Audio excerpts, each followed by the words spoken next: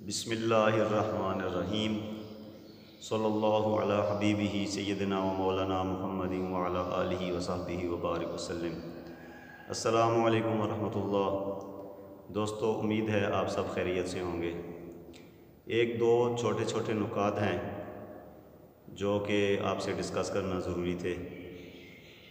ایک تو یہ ہے کہ ہم لوگ جب نماز میں شامل ہوتے ہیں اور امام صاحب نماز پڑھا رہے ہوں اور اونچی آواز میں قرآن مجید کی تلاوت کر رہے ہوں، تو جب پیچھے سے کچھ دوست ایسے ہوتے ہیں جو جب پہنچتے ہیں جیسے ہی تو وہ نیت کرنا شروع کر دیتے ہیں کہ میں نے نیت کی اس نماز کی، فلاں نماز، پیچھے امام صاحب کے منہ میرا طرف خانہ کعبہ شریف، اور اس کے بعد اللہ اکبر۔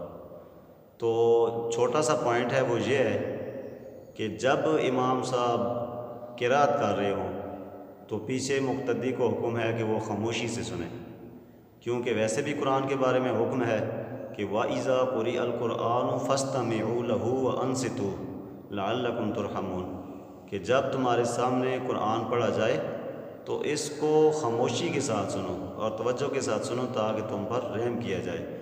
تو جب امام صاحب، اس لیے مسئلہ یہ ہے کہ امام صاحب جب تلاوت کر رہے ہوں تو پیچھے مقتدی کو چاہیے کہ وہ تلاوت نہ کرے اور وہ خاموشی کے ساتھ سنیں۔ اسی لیے جو حنفی ہیں وہ امام کے پیچھے سورہ فاتحہ بھی نہیں پڑھتے۔ دوسری بات یہ ہے کہ جب مقتدی پیچھے نیت کرنا شروع کر دے تو امام صاحب تلاوت کر رہے ہوں تو پھر گناہ ہوتا ہے، اس لیے نیت جو ہے وہ دل کے ارادے کا نام ہے۔ تو اس لیے جیسے ہی جماعت کھڑی ہو تو آپ پہنچیں تو آپ دل میں ارادہ کریں کہ فلاں نماز پڑھ رہا ہوں اور اللہ اکبر کہہ کر نماز میں شامل ہو جائیں۔ وہاں پہ آپ کو منہ سے نیت کرنے کی یا الفاظ ادا کرنے کی ضرورت نہیں ہے۔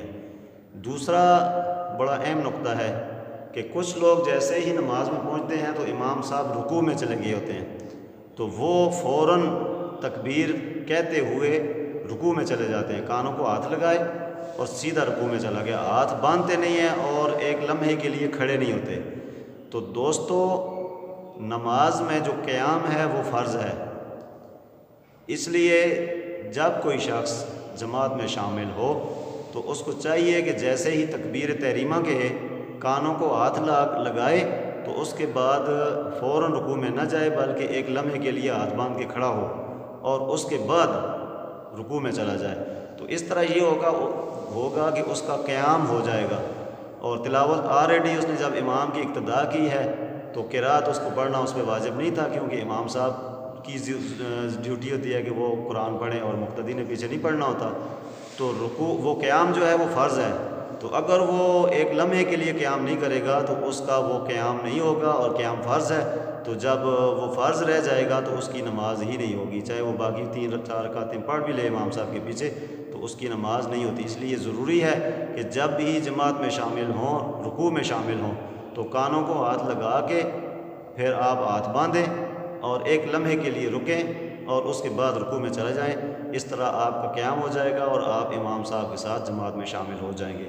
اگر کوئی شخص کانوں کو ہاتھ لگا کے ڈائریکٹ رکوع میں چلا جائے، ہاتھ نہ باندھے اور ایک لمحے کے لیے بھی نہ رکے، تو اس کا قیام نہیں ہوگا۔ جب قیام نہیں ہوگا تو فرض چھوٹ گیا، کیونکہ قیام فرض ہے تو اس کی نماز ہی نہیں ہوگی، پھر اس کے بعد جو پڑھا ہے وہ ضائع ہو جائے گا سارا۔ اس لیے یہ چھوٹے سے 2 نقطے تھے، آپ کے سامنے بیان کرنے تھے۔ اللہ تعالی ہم سب کو عمل کرنے کی توفیق عطا فرمائے۔ السلام علیکم ورحمۃ اللہ۔